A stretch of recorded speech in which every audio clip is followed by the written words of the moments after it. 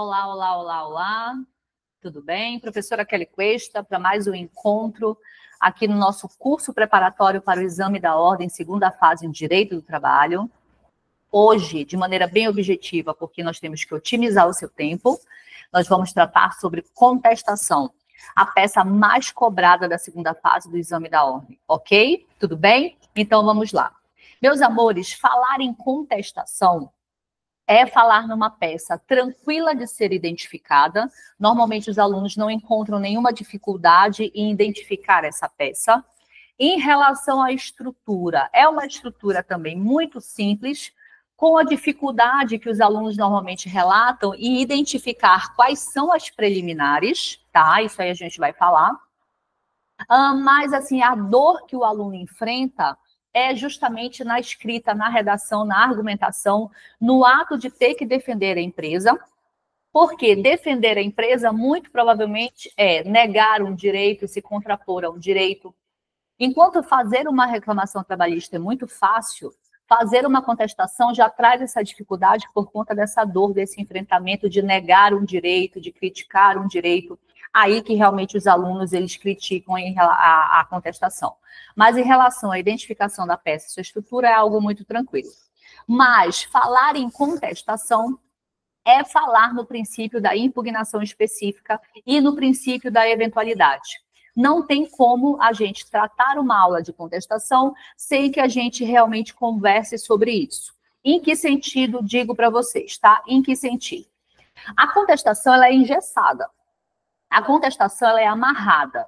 Ela não pode permitir, através da contestação, a gente não consegue criar coisas novas, a gente não consegue realmente ir além do que foi trazido na petição inicial. Para isso, né, a empresa tem, né, o poder de lançar mão da reconvenção quando ela tem uma questão nova, uma pretensão nova, mas em sede de contestação ela não pode fazê-lo. E por quê, professora? Onde é que tem a justificativa para essa questão da contestação ser tão amarrada? Justamente no princípio da impugnação específica. É por conta deste princípio que a contestação ela é bem amarrada, ela é bem engessada. Te explico melhor. Olha só, quero que você entenda o seguinte. Eu quero que você entenda o seguinte. Nós temos a reclamação trabalhista, tá certo? E nós temos a nossa contestação. A contestação, por conta do princípio da impugnação específica, ela serve especificamente para atacar a reclamação trabalhista. A reclamação trabalhista, ela traz fatos constitutivos de direito. E a contestação, para poder rebater isso e se defender, ela pode usar fatos impeditivos, modificativos e extintivos.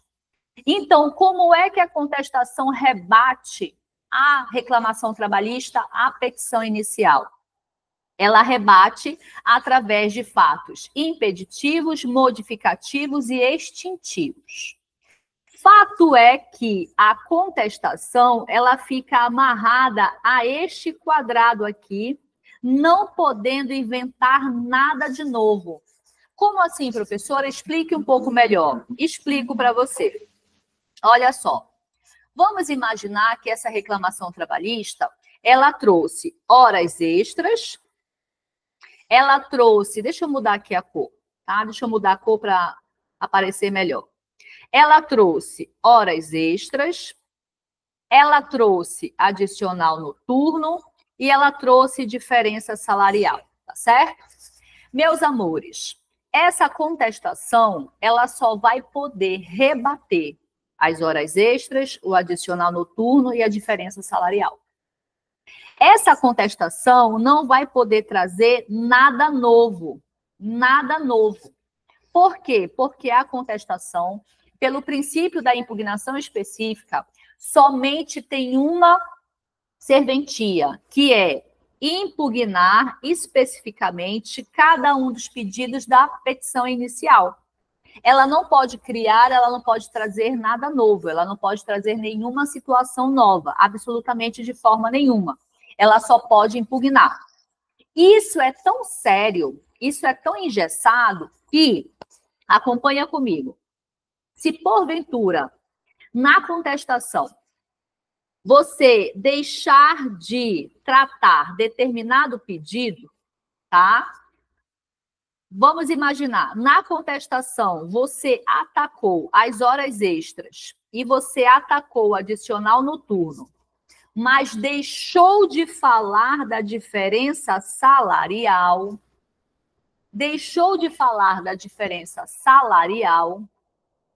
meu amor, isso aqui já era. Preclusão do seu direito de contrapor-se. Ou seja, se for matéria de fato, será presumida como verdadeira. Como assim, professora? Calma que eu estou um pouco baratinado. Explique isso um pouco melhor. Vamos lá. O princípio da impugnação específica, ele coloca para a gente o seguinte: contestação serve para apenas uma coisa. Qual é essa coisa? Rebater um a um os pedidos que estão na petição inicial. Se a petição inicial trouxer 5 pedidos, a contestação tem que atacar os 5 pedidos. Ah, professora, mas a empresa tem uma questão que não foi tratada na petição inicial, ela pode trazer isso na contestação? Não. A contestação, ela serve única e exclusivamente para rebater a petição inicial. Tanto é que, se porventura, na redação da contestação, você deixar, você esquecer, você não tratar de determinado pedido, já era, preclusão. Então, vamos imaginar, uma petição inicial que tem 5 pedidos. Eu tenho que impugnar cada um, princípio da impugnação específica. Se, porventura, eu deixo de impugnar um pedido, esse pedido aqui, a depender do que seja, já era. Eu tratei dos 4, mas não cuidei desse daqui. Se for matéria de fato, presumir-se-á verdade, porque você teve a oportunidade de impugnar, você teve a oportunidade de rebater, mas você não fez. Você não fez porque você não quis. Então, precluiu. Tudo bem? Isso é o princípio da impugnação específica. A contestação, ela serve única e exclusivamente para impugnar cada um dos pedidos que estão na petição inicial. Professora, fala um pouco mais desse negócio de fato constitutivo, fato modificativo, impeditivo e extintivo. Falo para vocês. Olha só. O artigo 818 da CLT, ele diz para a gente o seguinte, tá? Ele diz para a gente o seguinte: o reclamante, o trabalhador, ele apresenta fatos constitutivos de direito. Ele quer construir, ele quer constituir, ele quer ter assegurado determinado direito. Fatos constitutivos de direito. Em contrapartida, o próprio 818 do CLT também coloca para a gente o seguinte: a empresa, a reclamada, por sua vez, como maneira de defesa, como matéria de defesa, ela pode trazer para combater esse fato constitutivo fatos impeditivos, modificativos e extintivos. Tá certo? Tudo bem? A empresa pode tratar fato impeditivo, modificativo ou extintivo de direito. Tranquilinho até aqui? Pois muito bem. Professora, dê um exemplo sobre esse impeditivo, esse modificativo e esse extintivo de direito. Explico para vocês.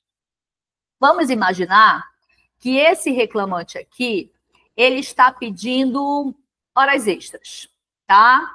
Vamos imaginar que ele está pedindo horas extras. A empresa, ela tem que contestar. A empresa, ela tem que repudiar. A empresa, ela tem que refutar. A empresa, ela tem que rebater isso aí, não é verdade? Pois muito bem. Como é que ela vai fazer? Ela pode dizer o seguinte: excelência, o pedido do reclamante deve ser julgado improcedente, sabe por quê? Porque é impossível ele ter direito às horas extras nesse período que ele está pedindo. Sabe por quê? Ele sofreu um acidente comum, ele sofreu um acidente doméstico, ficou afastado durante 6 meses, recebendo benefício previdenciário. Então, Excelência, é impossível que ele tenha trabalhado horas extras nesse período, porque se quer trabalhar, ele estava trabalhando porque ele estava afastado recebendo benefício. Então, veja, o reclamante trouxe um fato constitutivo, dizendo que tinha feito labor extraordinário e por isso ele queria horas extras. Tranquilo? A empresa trouxe um fato impeditivo que impede essa pretensão. Qual foi? Ele sofreu um acidente doméstico e estava afastado durante 6 meses. Então, é impossível que ele tenha feito horas extras. Se a empresa lançar a mão de um fato modificativo, como é que seria isso? Excelência, o pedido do reclamante não logra prosperar. Por isso, ele deve ser julgado improcedente. Pelo seguinte motivo. Sim, durante o contrato de trabalho dele, na maioria dos domingos, ele estava assim na sede da empresa, como ele alega na petição inicial. Entretanto, Excelência, ele não estava trabalhando para a empresa. Ele estava trabalhando em causa social. A empresa, todo domingo, oferece sopão às pessoas em vulnerabilidade alimentar, às pessoas de rua.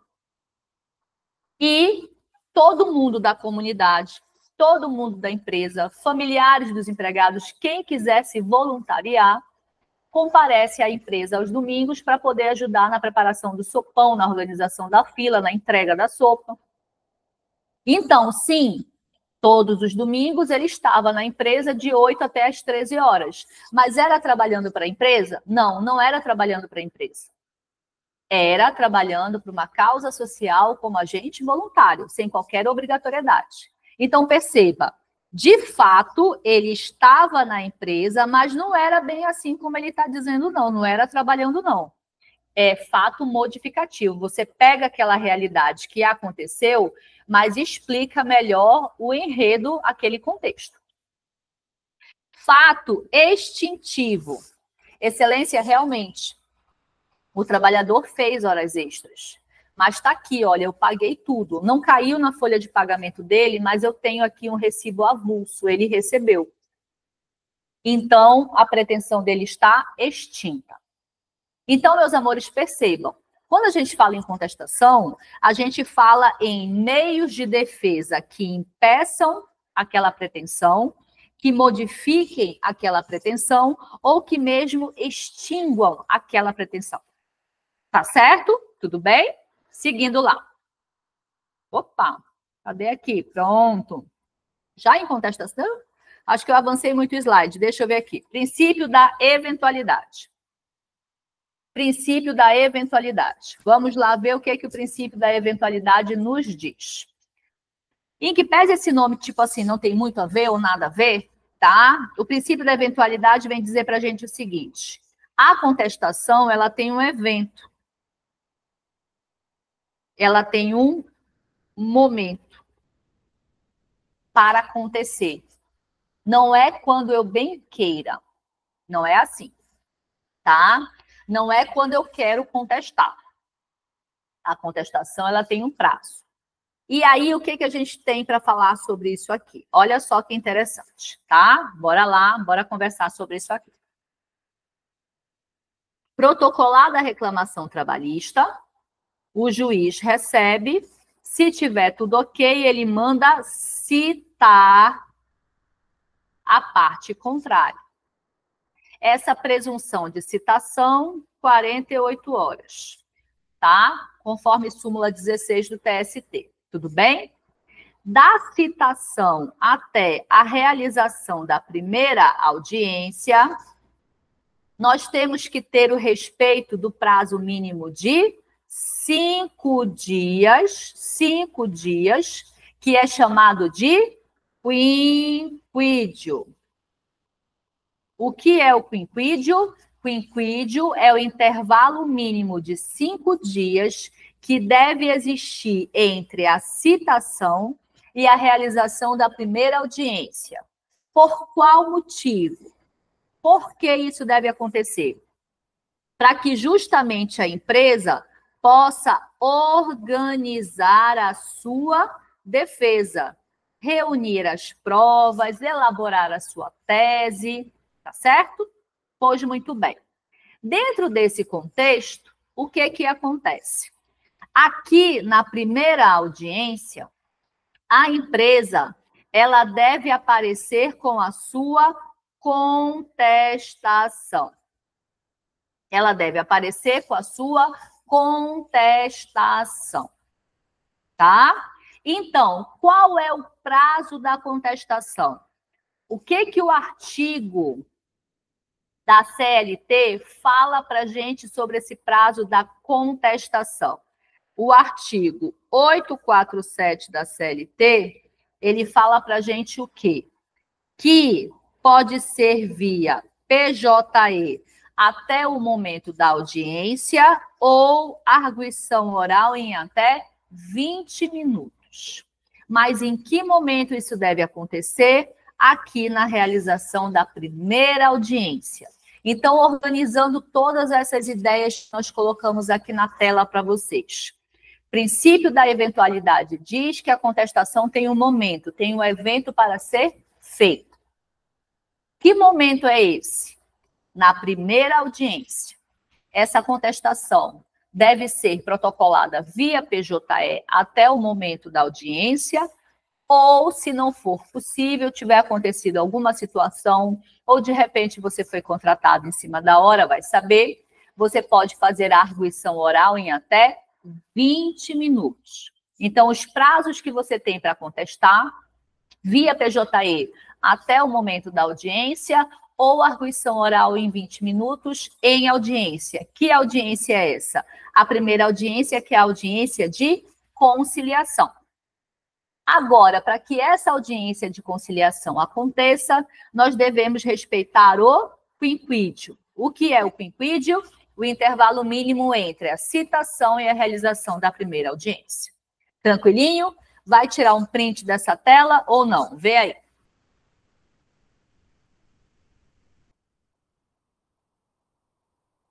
Tirou? Aluno não copia mais nada, aluno só tira print, né? Bora lá. Tendo dito isso, vamos avançando aqui.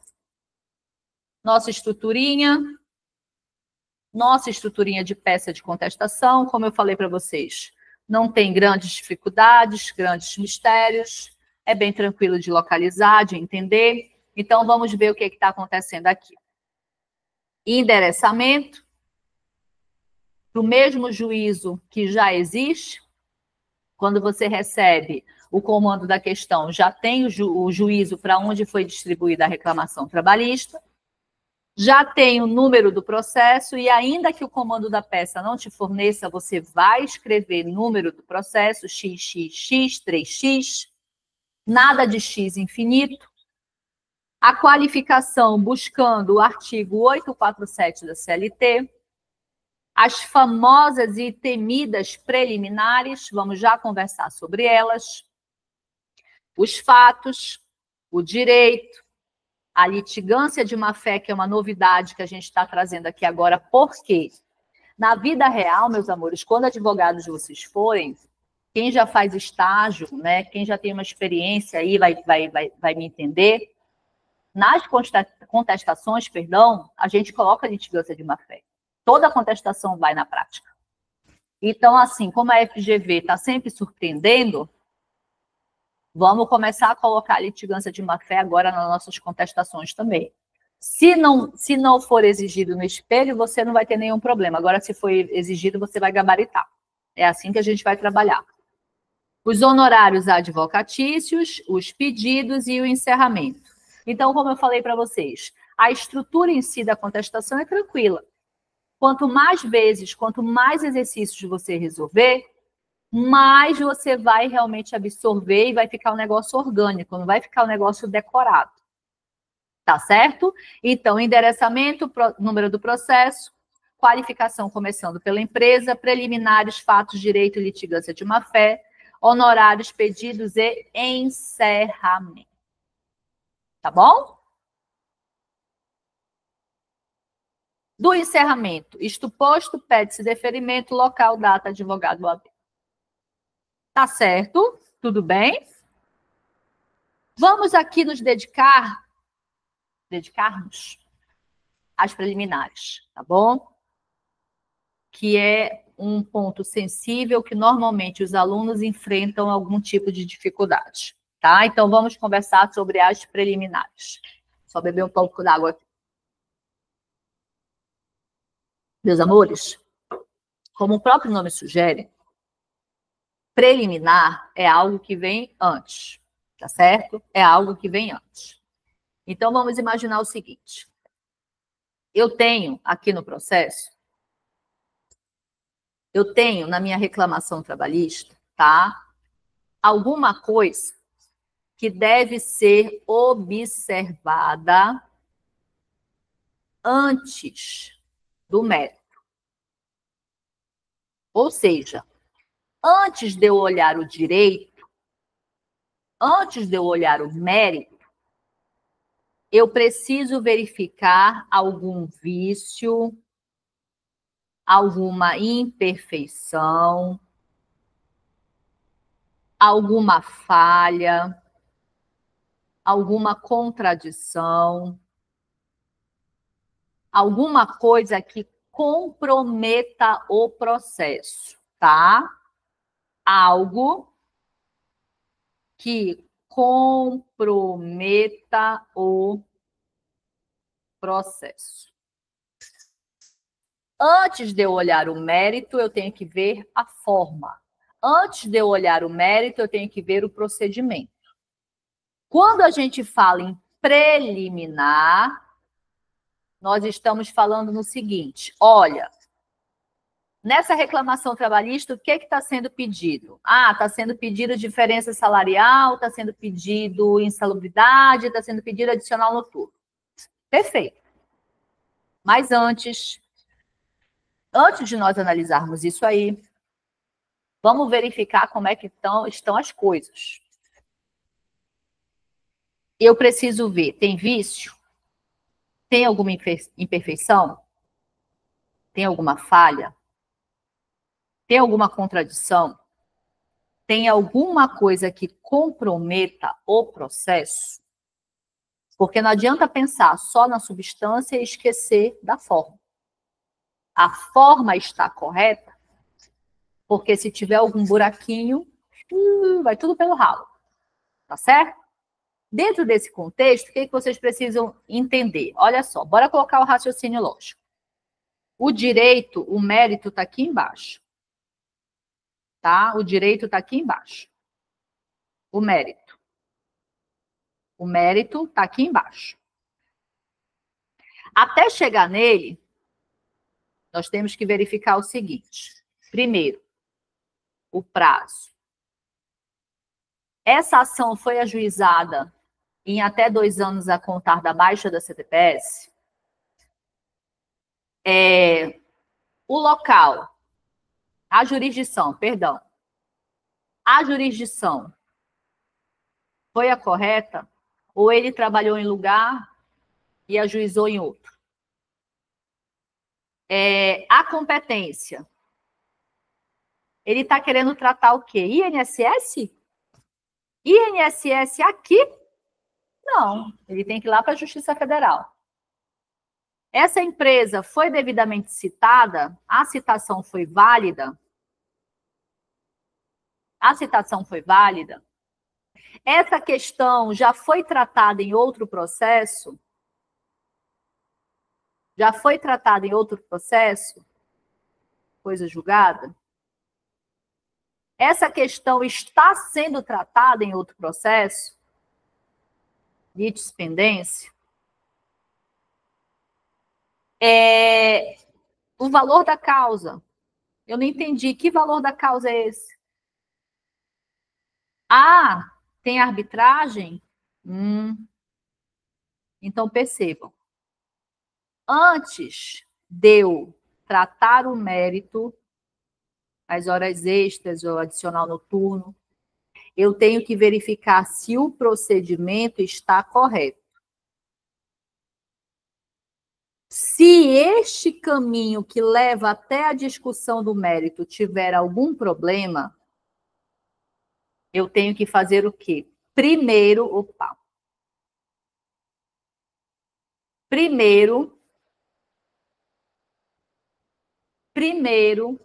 eu tenho que resolver essas coisas aqui. Primeiro, eu tenho que arrumar a casa. Primeiro, preliminar. Por isso se chama preliminar. Preliminar. Para tudo, embora organizar isso aqui. Para depois eu discutir o método. Deu para entender o sentido das preliminares, como elas funcionam? Tá certo? E aí o que é que acontece? Em termos de processo do trabalho, tá? Nós vamos tomar emprestado lá do CPC, do nosso importantíssimo artigo 337. Precisa decorar? Não. Precisa saber que as preliminares estão lá no artigo 337. É isso que você tem que saber. Ok? É isso que você tem que saber. Pois muito bem. Quais são as preliminares que estão previstas lá no 337? Todas essas aqui. São 13 situações, são 13 incisos, só que certamente que esses pintados são os mais corriqueiros. Então, vamos verificar todos e tecer os devidos comentários. Inexistência ou nulidade da citação, então a empresa não foi devidamente citada, o contraditório ampla defesa ficou prejudicado, não teve o respeito ao quinquídio, incompetência absoluta ou relativa, principalmente aqui absoluta. O exemplo mais comum é a questão do INSS. Lembra, entendimento do TST diz que a Justiça do Trabalho não tem competência para cobrar INSS que não foi recolhido durante a vigência do pacto. Isso é competência da Justiça Federal. Incorreção do valor da causa, também já apareceu em prova da OAB. Tá? Inépcia da petição inicial, perempção, litispendência, coisa julgada, conexão, incapacidade das partes, ou seja, uma ilegitimidade ativa aqui, convenção de arbitragem, ausência de legitimidade ou interesse processual, falta de caução, essa aqui não, tá? Para o processo do trabalho a gente não vê. 13, a indevida concessão do benefício da gratuidade da justiça. Precisa gravar isso aqui? Não precisa gravar. Precisa saber que está presente lá no 337 do CPC. Ok? Professora, fala um pouquinho mais sobre a coisa julgada. A coisa julgada, aquele processo já existiu com as mesmas partes, os mesmos pedidos, já houve um julgamento que transitou em julgado. Você pode ressuscitar essa situação?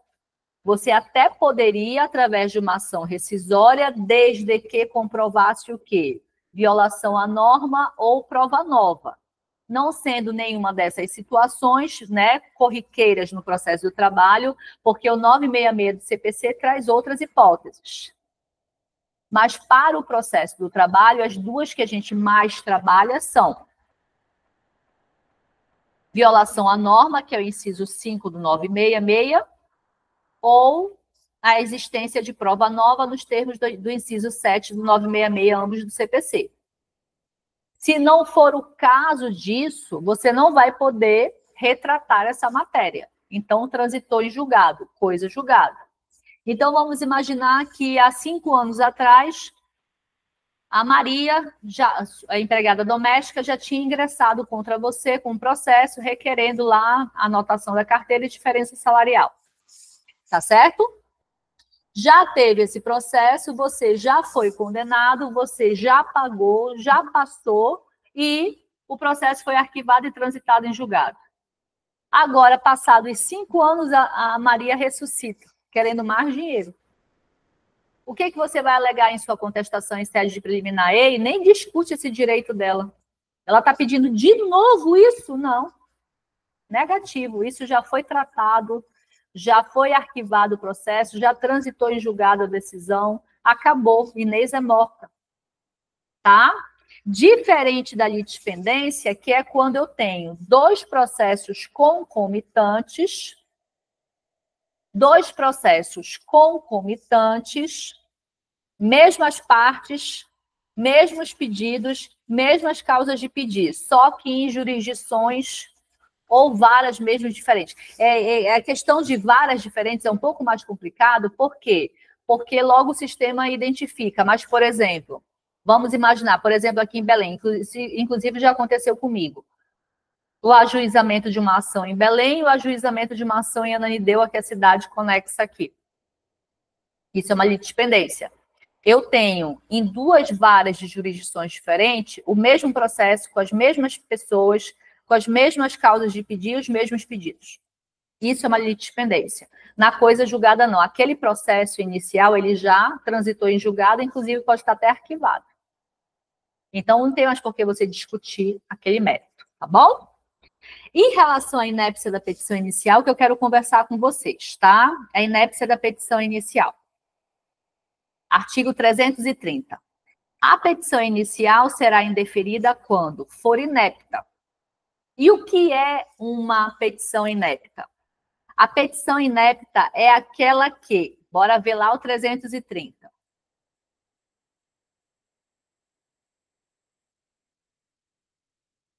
Parágrafo 1º. Quando lhe faltar pedido ou causa de pedir,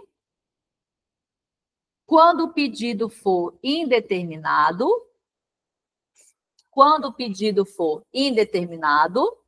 tá certo? Quando da narração dos fatos não tiver uma coerência lógica, ou quando tiver pedidos incompatíveis entre si. Então, vamos organizar aqui bonitinho para que você possa entender. Olha só, tá?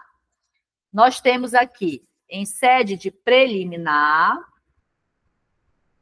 uma situação que pode ser o quê? A inépcia da petição inicial. E quando uma petição inicial ela é inepta? Artigo 330, parágrafo 1º, nos seus 4 incisos. É assim que funciona, tá certo? Bora voltar lá para que a gente possa ver quais são esses incisos, professora, que tu passou rápido. Tá aqui. Será inepta quando faltar o pedido ou a causa de pedir, o pedido for indeterminado, a narração dos fatos não decorrer de um procedimento lógico, ou quando contiver pedidos incompatíveis entre si. Faltar pedido ou causa de pedir, tá? Fato, fundamento, pedido, né? É assim que a gente trabalha a escrita da nossa redação. Fato, fundamento, pedido, fato, fundamento, pedido, fato, fundamento, pedido. Tudo bem? Pois muito bem.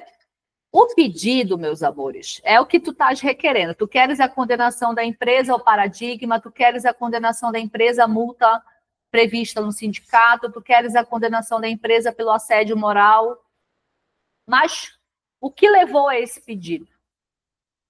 Por que você está pedindo isso? A causa de pedir é justamente o porquê você está pedindo isso. Eu quero a condenação da empresa à intrajornada. Por que você quer que a empresa seja condenada? Esse porquê é a causa. Os dois precisam caminhar juntos. Eu não posso fazer um pedido no escuro. Ah, eu quero que a empresa seja condenada por danos morais. Por quê? Ah, porque eu quero. Não existe isso. Eu quero que a empresa seja condenada por danos morais porque aconteceu isso. Essa é a causa. Eu trago a causa e faço o pedido. Os dois devem caminhar juntos. Então, uma petição será considerada inepta quando falta a causa de pedir, ou seja, eu trago só o pedido. A FGV adora fazer isso. Ou quando eu trago a causa, mas esqueço de fazer o pedido. Se isso acontecer, inépcia da petição inicial. Quando o pedido for indeterminado. Ah, eu quero que o juiz condene a empresa em danos morais. Enquanto? Vê aí. Quanto é que está valendo a minha dignidade, a minha intimidade, a minha privacidade, a minha honra, o meu nome? Vê aí. Como assim? Você ingressa com o processo, você demanda o judiciário e você não sabe quanto você quer pedir? Tá? 3, quando a narração dos fatos não decorrer logicamente de uma conclusão, então você vem contando uma história de repente vira uma história milaborante, que você sabe que não tinha como acontecer. Ah, então eu sou Kelly, eu quero processar a Xuxa, porque quando a Sasha era menor de idade, eu fui babá dela aqui em Belém do Pará. Como assim? A Sasha nunca pisou em Belém do Pará, não sabe nem que existe Belém do Pará. Como assim? Tu foste babá dela? Da Sasha? Ponto. Completamente sem pé e sem cabeça essa história. Ou então, quando os pedidos forem compatíveis entre si.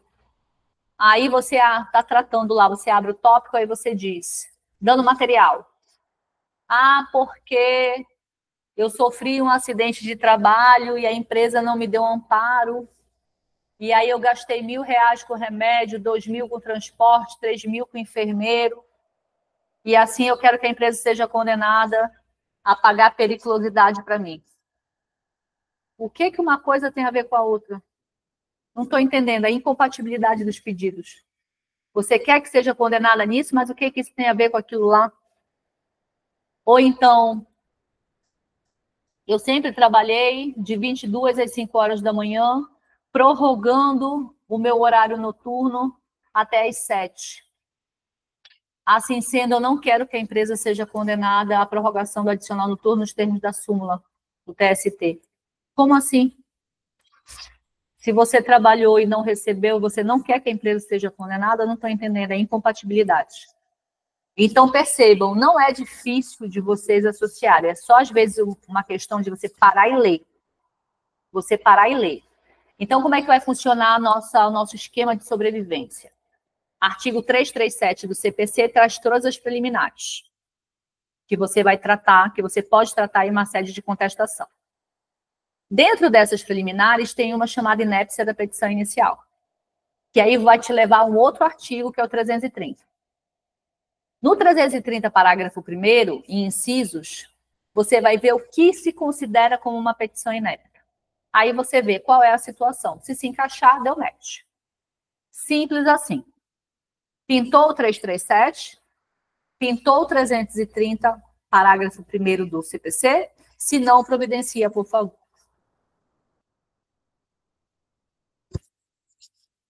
Contestação com pedido de reconvenção. Não vou trabalhar hoje, tá? Não vou trabalhar hoje. Mas litigância de má-fé? Sim. Olá, meus amores. Professora Kelly Cuesta aqui. Vamos dar continuidade com a nossa aula sobre contestação, tá certo? E aqui nós paramos justamente quando falaríamos sobre litigância de má-fé. Como eu falei no início, né, da nossa aula sobre contestação, na prática, a peça de contestação, quando advogado você for, ela faz parte realmente da peça. Tá? Nós, advogados, trabalhistas, atuantes, nós sempre colocamos o pedido de condenação de litigância de má-fé nas peças. Tá?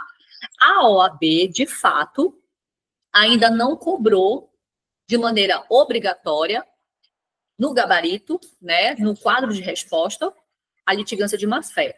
Mas eu penso que isso é um passo muito próximo de acontecer, porque, como eu estou falando para vocês, nós, advogados atuantes, quando vamos fazer uma contestação, é obrigatório nós colocarmos o pedido de condenação em litigância de má-fé da parte reclamante. Então, isso é muito comum. Para a OAB passar a cobrar isso na peça também como requisito obrigatório para pontuar, vai ser um pulo. E lembrando que litigância de má-fé faz parte do conteúdo programático. Como tudo que a gente conversa serve tanto para a peça prático-profissional, quanto para uma eventual questão, show de bola, então a gente está aqui cumprindo a nossa missão para levar você junto à sua aprovação, junto à obtenção da sua vermelhinha. Esse é o nosso pacto. Professora Kelly Cuesta, direto aqui de Belém do Pará, para onde quer que você esteja, meu coração. Tudo bem? Vamos lá, então. Litigância de má-fé. Meus amores, a litigância de má-fé, se você localizar aí na sua CLT, a partir do artigo 793-A, ela faz parte do capítulo chamado responsabilidade por dano processual. Responsabilidade por dano processual. Ou seja, alguém vai ser responsabilizado por ter causado um dano no curso do processo. Quando a gente fala em litigância de má-fé, então, tá? Quando a gente fala em litigância de má-fé, nós estamos falando justamente sobre isso.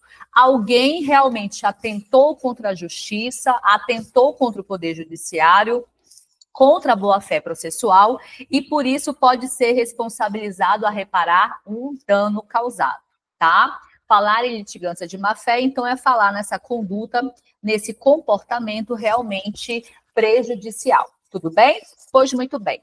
Tendo dito isso, a gente precisa entender, né, a partir da leitura do 793A, o que quer dizer essa litigância de má-fé. Então, acompanhe aí comigo, tá bom? Direto da tela ou aí escutando a minha voz e acompanhando a leitura do caput do 793A.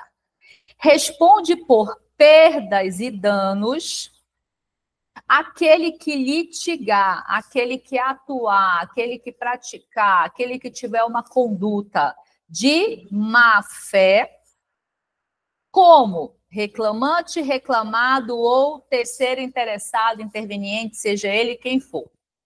Qualquer pessoa que haja no processo com má-fé, com o intuito de prejudicar, com o intuito de embaraçar, com o intuito de procrastinar, com o intuito de tumultuar, de falsear a verdade, de obter ganhos indevidos. Todo aquele que litigar em má-fé, tiver uma intenção escusa, tá certo? Será condenado a responder por perdas e danos. Pois muito bem. Seguindo aqui. O que a nossa CLT considera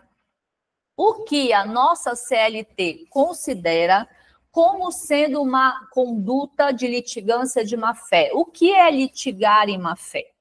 O que é litigar em má-fé? Litigar em má-fé é o seguinte, inciso 1, 2, 3, 4, 5, 6 e 7. Litigar em má-fé é adotar uma das condutas previstas nos incisos de 1 a 7 do artigo 793B da CLT. Então, vamos lá. Considera-se litigante de má-fé, ou seja, o reclamante, o reclamado ou um terceiro interessado interveniente. Aquele que deduzir pretensão ou defesa contra texto expresso em lei ou fato incontroverso. Então, eu quero alguma coisa que não tem cabimento, que não tem amparo legal, que, pelo contrário, é proibido por lei, tá certo? Que realmente não tem discussão, não tem mérito, enfim, eu uso o processo como uma aventura. Eu sei que não tem cabimento, mas mesmo assim eu quero tentar a sorte. Isso pode ser configurado como uma litigância de má-fé? Certamente que sim. Alterar a verdade dos fatos. Nossa, principalmente testemunha, né? Testemunha, quando vai depor, você é amigo dele? Não. Frequenta a casa dele? Não sei nem onde mora. Vai para o barzinho, vai para o shopping, empresta dinheiro? Jamais. Tem interesse na causa? Nunca. Estou aqui para falar a verdade. Só que a verdade, rapaz, é uma verdade toda falseada, toda manipulada, toda alterada, né? Principalmente testemunha incorre muito nisso. Usar o processo para conseguir objetivo ilegal, tá? Então, assim, não tem reconhecimento de vínculo. Eu fui uma prestadora de serviços para aquela empresa, mas mesmo assim eu quero tentar a sorte, eu quero ver se eu consigo alguma coisa, eu quero ver se eu me dou bem. Então, por exemplo, eu tive uma situação de um processo em que era um casal que trabalhavam juntos. Não vou conseguir lembrar agora qual era o ramo deles. Mas aí o relacionamento amoroso terminou, né? E a dita cuja ingressou com um processo trabalhista requerendo reconhecimento de vínculo. Ela era sócia de fato, não era sócia de direito, era sócia de fato, com poderes diretivos, né? Mas aí, quando acabou o amor, ela foi tentar a sorte em querer reconhecimento divino, tá? O processo foi totalmente improcedente, tentou-se ainda o recurso, mas foi mantido e não levaram a Brasília. Inciso 4, opuser resistência injustificada ao andamento do processo, tá? Sabe aquelas condutas que você vê que a pessoa está querendo criar embaraço, está querendo tumultuar, dificultar, infernizar no bom e velho português? Isso, sendo realmente comprovado, o juiz pode condenar essa pessoa, reclamante, reclamado ou um terceiro interessado, participante, em litigância de má-fé? Claro que pode. Proceder de modo temerário em qualquer incidente ou ato do processo. Provocar incidente manifestamente infundado, interpuser recurso com intuito meramente protelatório. Do tipo assim, eu sei que não vai ter jeito, mas só para infernizar um pouquinho mais eu vou recorrer. Só para ganhar tempo, só para jogar o processo para frente, só para fazer ele esperar, só para infernizar mesmo a vida daquela pessoa, tá? Então, todas essas são condutas, são comportamentos que, se comprovado e convencido o juiz, ele pode condenar essa pessoa em litigância de má-fé, em litigante de má-fé. E uma vez sendo condenado, quanto é que vai doer no bolso, né, professora? O artigo 793C da CLT vai falar para a gente que é no mínimo 1% e no máximo 10% que pode doer no bolso esse dever de reparação pelos danos morais, pela litigância de má-fé. Então, olha só o que diz o 793 para a gente. Olha só o que diz o 793. De ofício, ou seja, o juiz de ofício, ele pode perceber e condenar, ou a requerimento de uma das partes interessada, o juízo condenará o litigante de má-fé a pagar uma multa que deverá ser superior a 1% e inferior a 10% sobre o valor da causa, a indenizar a parte contrária pelos prejuízos que esta sofreu e a arcar com os honorários advocatícios e com todas as despesas que efetuou. Então, se eu pego uma condenação em litigância de má-fé, além de ter que pagar o dano, reparar o dano, eu serei responsabilizada pelos honorários advocatícios e também todas as despesas processuais que a outra parte, porventura, possa ter suportado.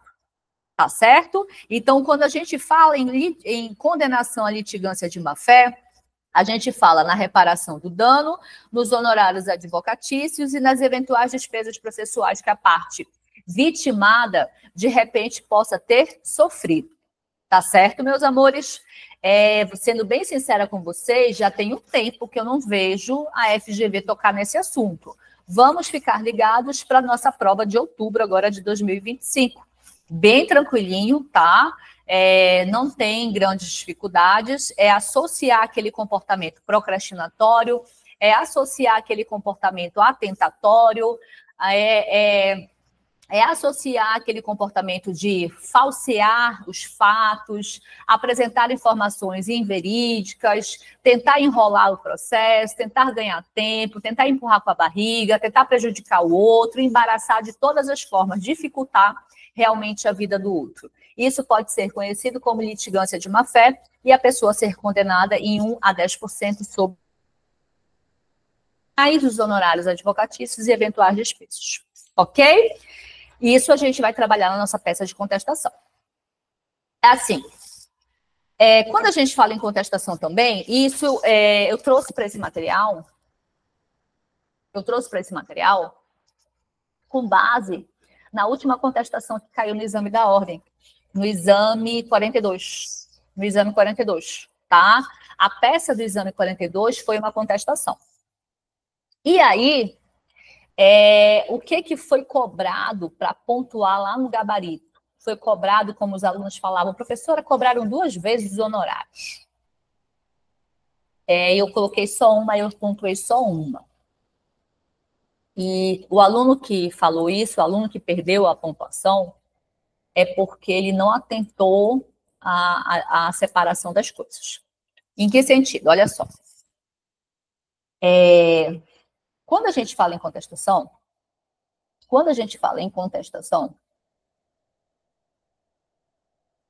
né, pelo princípio da impugnação específica, como a gente falou isso no início da aula, pelo princípio da impugnação específica, nós temos a seguinte situação.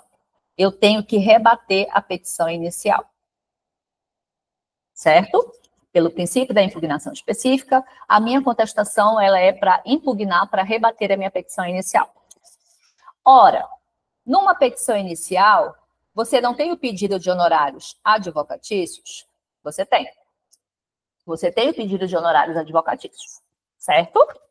Então, você deve impugnar esse pedido de honorários advocatícios? Sim. Sim, você tem que impugnar. Então, bora imaginar aqui a nossa peça de contestação. Na nossa peça de contestação, nós vamos impugnar os pedidos. Só que eu tenho que lembrar que eu, empresa, também tenho o direito a requerer os honorários advocatícios do meu advogado. Então, olha só essa história que a FGV cobrou 2 vezes, eu coloquei esse homem e me lasquei. Na contestação, havendo no corpo do texto a menção de que a petição inicial pede a condenação da empresa aos honorários advocatícios, você tem que impugnar esses honorários. Só que, independente disso, você tem que fazer o quê? Você tem que fazer o seu dever de casa, você tem que pedir na sua contestação os honorários do seu advogado, da reclamada. Então, aqui é um argumento, aqui é outro, em que pese os dois versarem sobre honorários advocatícios. Só que um você vai impugnar atacando o pedido do reclamante e o outro você vai pedir. Então, como é que vai funcionar essa historinha aqui, que interessante? Olha só, no meu pedido, eu vou usar o 791A da CLT. Na impugnação dos honorários do reclamante, eu vou usar a lei específica mais o entendimento, a súmula do TST. Deu para entender? É isso. Então, você que fez essa contestação e, de repente, não passou nessa prova e ficou com essa dúvida e carrega essa dúvida até hoje, espero ter elucidado, esclarecido na sua cabeça. É porque eu preciso organizar as ideias e entender os referenciais. Eu preciso entender que a minha contestação, ela serve principalmente, tá? Primeiramente, primordialmente, para refutar os pedidos da petição inicial. Mas eu também tenho pedidos na minha contestação. Um dos meus pedidos é a condonação dos honorários para o meu advogado. Os sucumbenciais. Então, em que pesem ser honorários, um eu vou impugnar, outro eu vou pedir. A tese da impugnação, o fundamento legal vai ser um, o fundamento legal do outro vai ser outro. Tcharam! Titia está aqui para facilitar a vida de vocês. Deu para entender, meus amores? Tendo dito isso, tendo dito isso, olha só, foi do 42 mesmo, falei correto. Foi do 42.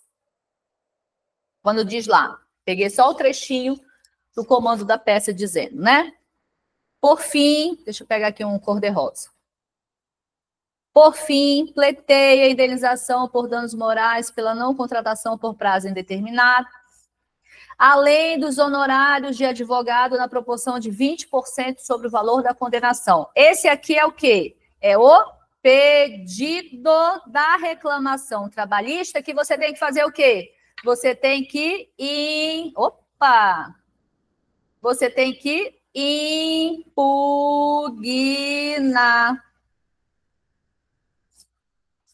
Nesse caso aqui, a impugnação vai ser muito simples, porque ela ultrapassa o limite previsto no 791A, que lá é de 5% a 15%, aqui ele está pedindo 20%, então essa impugnação ficou muito tranquila de fazer. Muito tranquila. Mais uma outra tese que você poderia utilizar também, tá? A outra tese que você poderia utilizar é essa aqui, da Lei 5584 de 70, mais principalmente no artigo 14, parágrafo 1º, ok? Em conformidade com as súmulas 219.1 e 329. Lembrando que a 219 foi cancelada, mas a 329 praticamente é sua replicação, por isso que ela faz menção. Então, a gente acaba utilizando, de fato, a 329. Você poderia usar essa tese também. E o que essa tese diz? Que você deve impugnar o pedido alegando que o autor não se encontra assistido pelo sindicato de classe. E se ele não está assistido por a sindicato de classe, quer dizer que ele não preenche os requisitos da lei. Ou seja, presume-se que ele tem recursos para pagar um advogado privado. Então, se ele tem recursos para pagar um advogado privado, né, ele que arque com esse custo e não transfira para a empresa esse valor. Porque se liso ele fosse, quebrado ele fosse, ele ia pedir assistência judiciária do sindicato, se ele não tivesse meios para pagar. Ah, você dispõe de recurso? Então pague você, não venha jogar para mim o pepino. Você não dispõe de recursos? Peça a assistência judiciária do sindicato da sua categoria. Essa é a tese da empresa. Então, você poderia utilizar a que foi cobrada no gabarito do 42, simplesmente porque, como pediu 20%, eu ataco com 791A da CLT, já que é de 5% a 15%. Entretanto, se não tivesse essa questão do percentual e você ainda assim precisasse de uma tese, você poderia recorrer aqui à lei e às súmulas, dizendo, olha, excelência, inadmissível. É um direito que o trabalhador tem de provocar o judiciário e reclamar possíveis haveres trabalhistas descumpridos, mas que ele pague o seu advogado, se vire para lá, não tenho nada a ver com isso. Ah, ele não dispõe de recursos? Ele é hipossuficiente realmente? Então, ele vai bater na porta do sindicato, mas não venha querer jogar esse pepino para mim. Deu para entender, meus amores? Ok?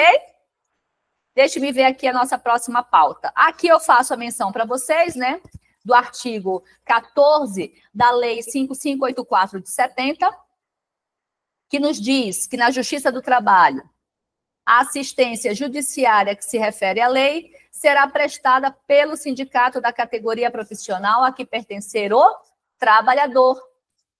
E essa assistência é devida a todo aquele trabalhador que perceber salário igual ou inferior ao dobro do mínimo legal, ficando assegurado igual benefício ao trabalhador de maior salário, uma vez provada a sua situação econômica, que não lhe permite demandar sem prejuízo do seu sustento próprio ou da sua família. Então, meus amores, se porventura essa lei ainda não está marcada no seu código, marque-a, porque ela é uma estratégia de tese muito importante. E você já reparou que, ultimamente, as perguntas da FGV te colocam na condição de advogado da empresa para você defender a empresa. Então, fica ligado. Você tem que saber uma tese de defesa.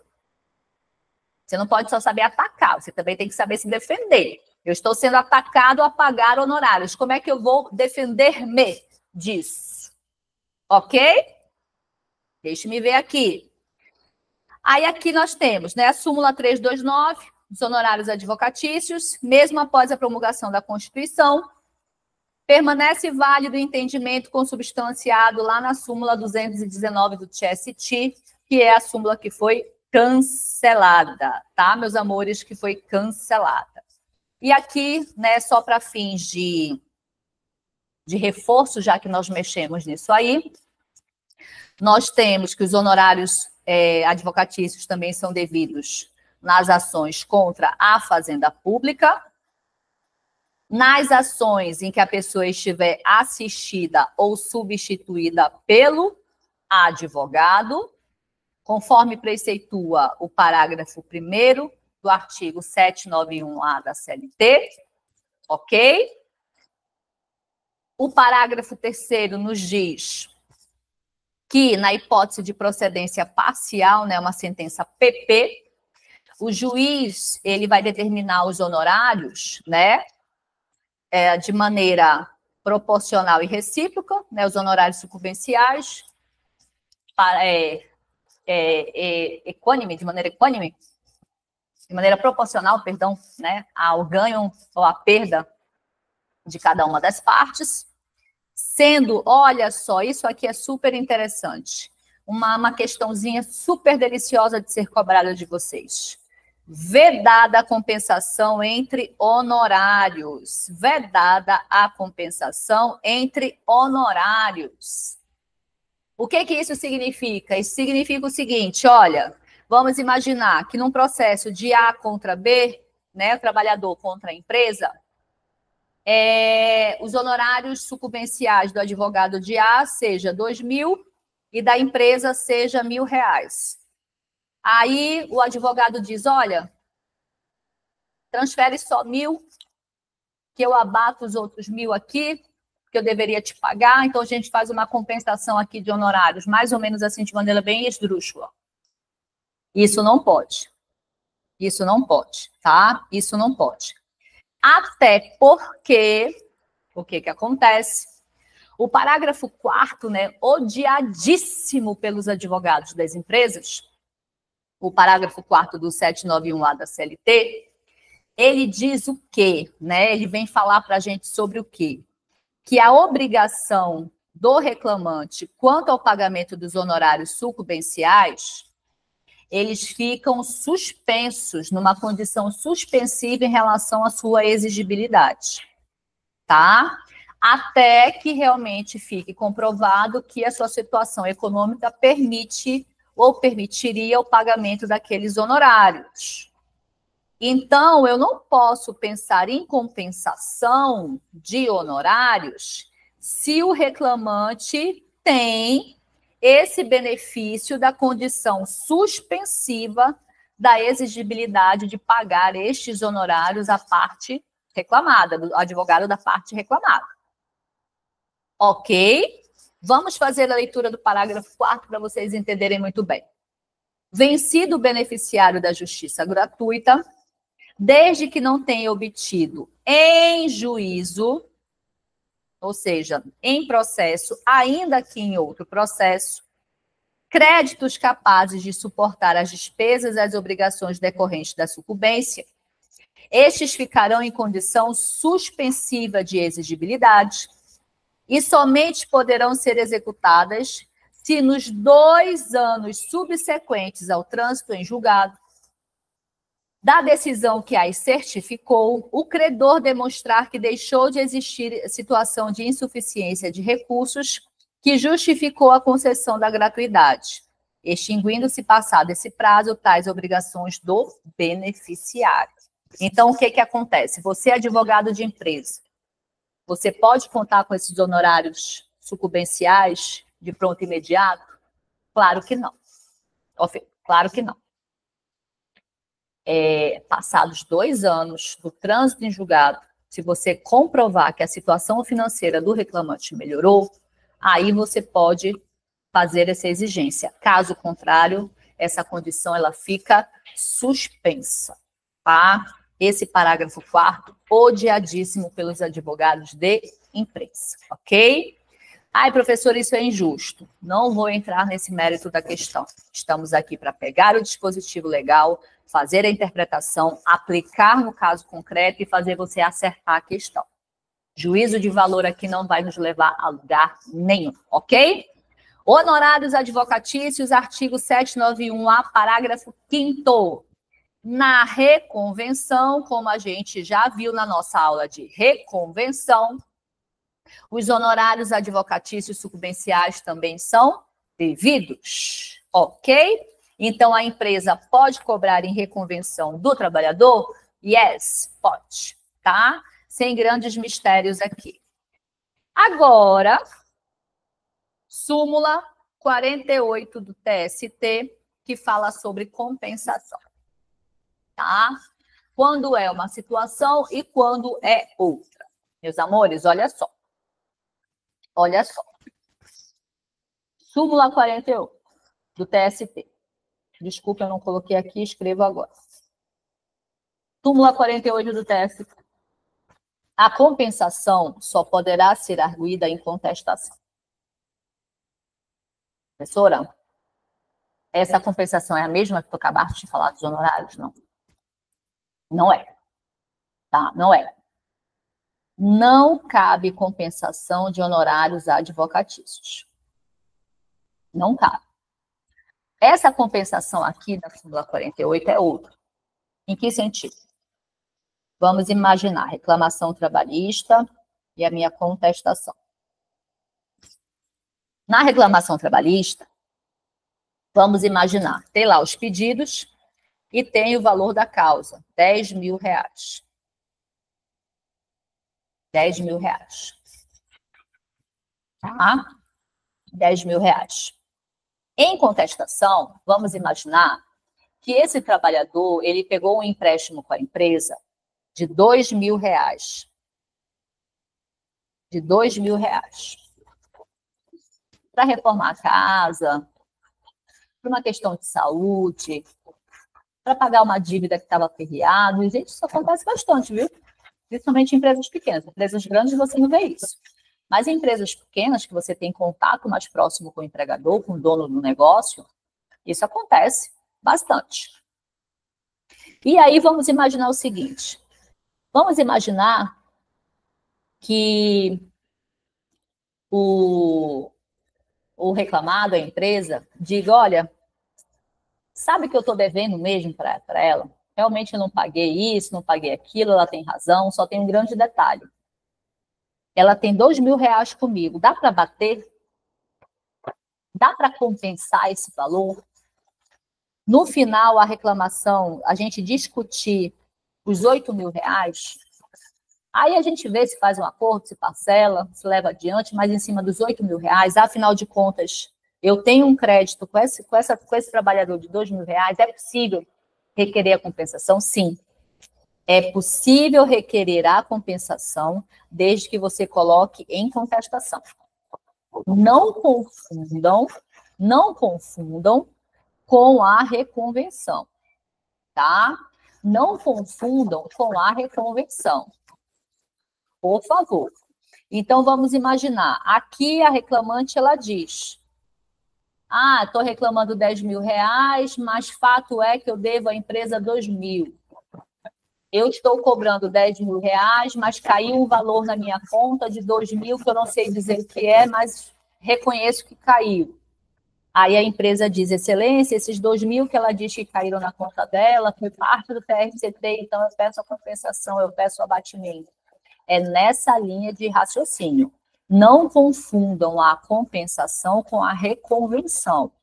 Na reconvenção, você ainda vai buscar o reconhecimento daquela pretensão da empresa.